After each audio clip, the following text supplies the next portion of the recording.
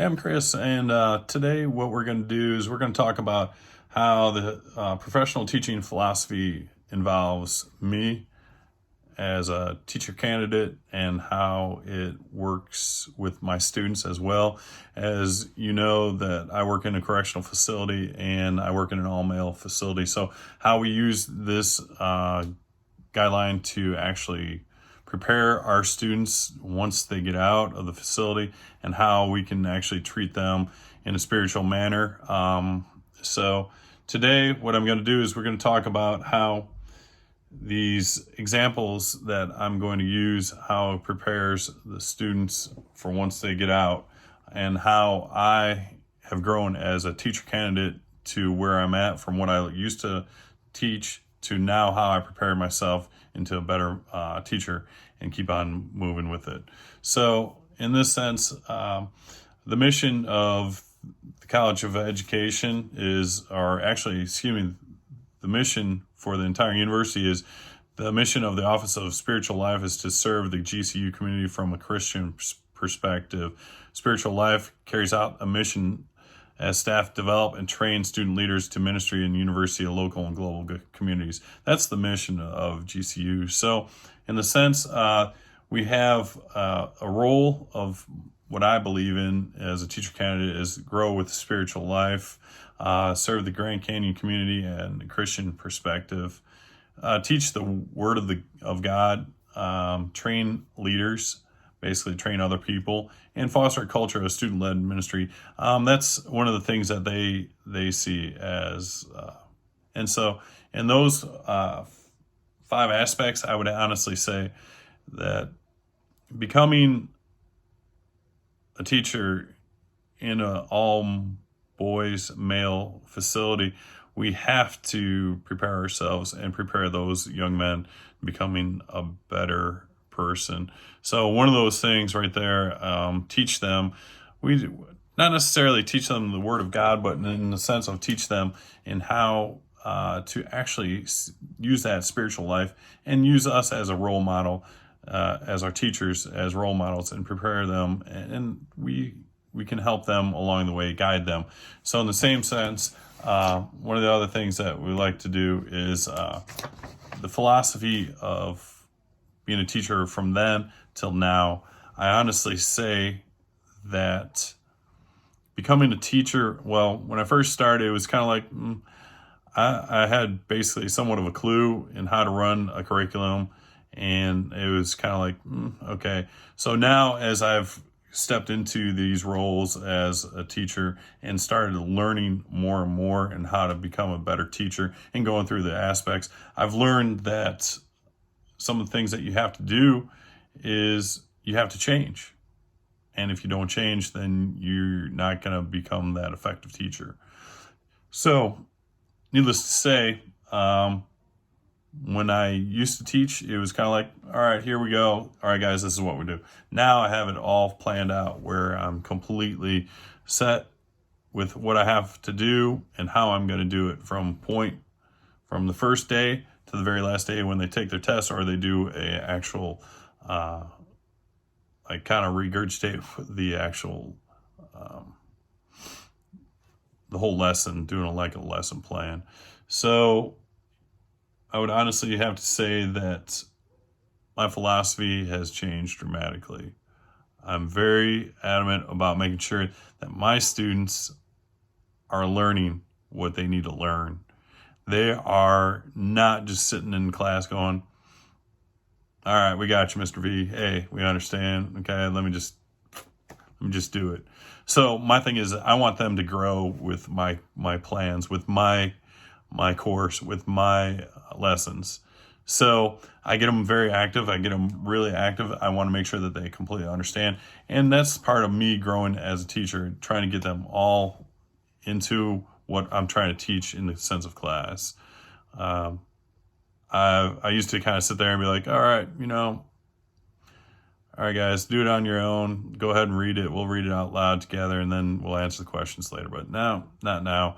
I'm very involved. I get them up, get them hyped, and get them ready to go throughout the day. I greet them at the door. Hey, you know what? A greeting versus just a kind of like, how you doing? type thing.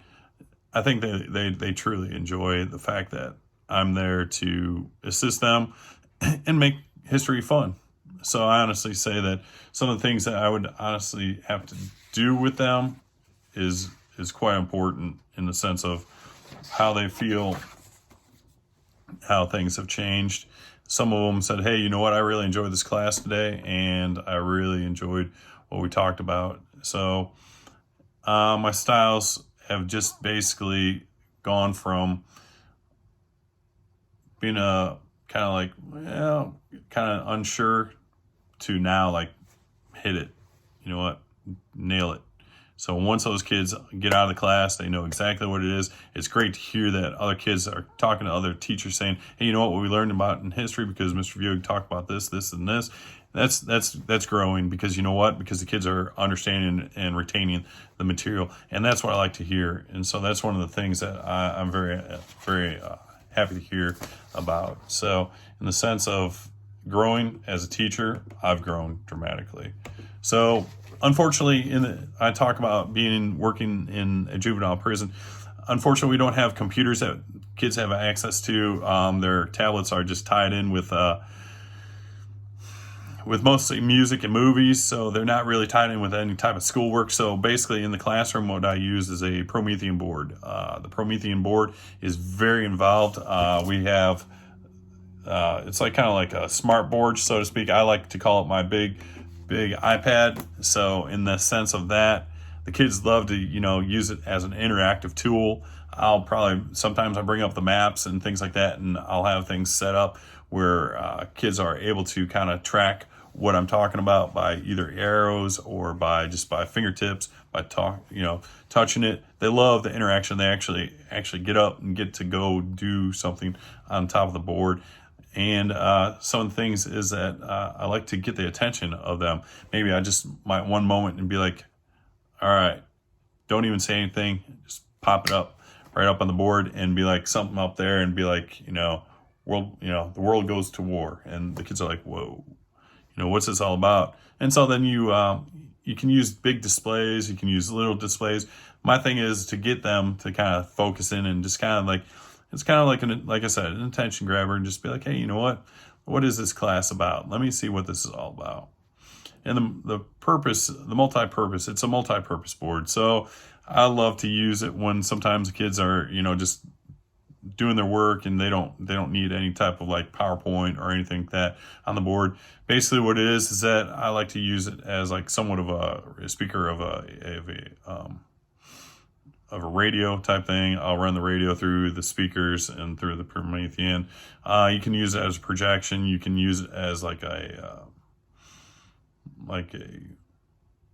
basically like a TV, so to speak. And kids like that as well. The cell itself is wonderful because that's how I love to use a lot of my teaching. I think without visual aspects with the class, the kids don't get it. From reading from a book, it's not so much. I like to present with this big board. It's probably about like a quarter size of the wall in my room. It's very involved, and the kids really are receptive to the whole thing.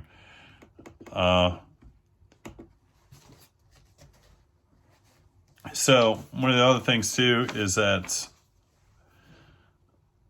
how do I create a worldview effects as a teacher in the sense of a Christian? Well, you know what? Like I said, I work in an all-male juvenile facility, and you got to be honest with them. You got to speak the truth. And if you don't speak the truth, then these kids will not follow what it is. You've got to make sure that these kids are understanding what you expect out of them and what they expect out of you. So it's right from wrong. Basically, you got to teach them right from wrong. You got to teach them the correct way of how to be a young man and to grow up as an adult. So one of the things is that you got to know your students. You got to know what works for them and what works for you, so they can pay attention to what it is that you're trying to explain to them.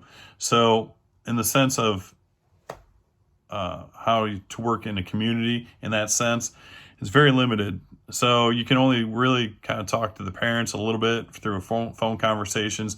We have limited access to the community where I'm at, just due to the fact that it is a state prison. We do have a community there, but the community is not as involved as maybe some other communities with the other schools up and around the district.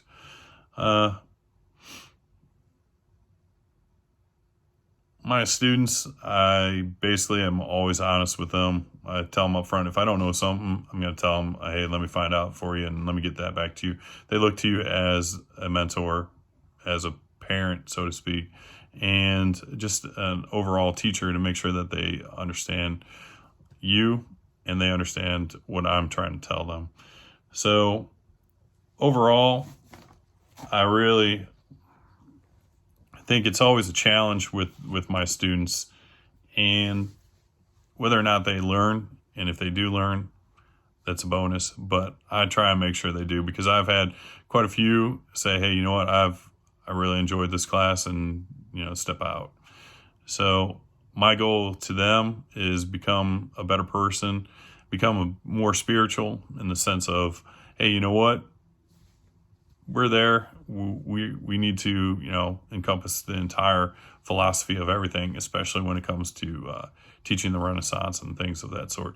So I have a quote at the end of my PowerPoint here, and it's from Frederick Douglass. And it says, it is easier to build strong children than repair broken men. That's by Frederick Douglass again.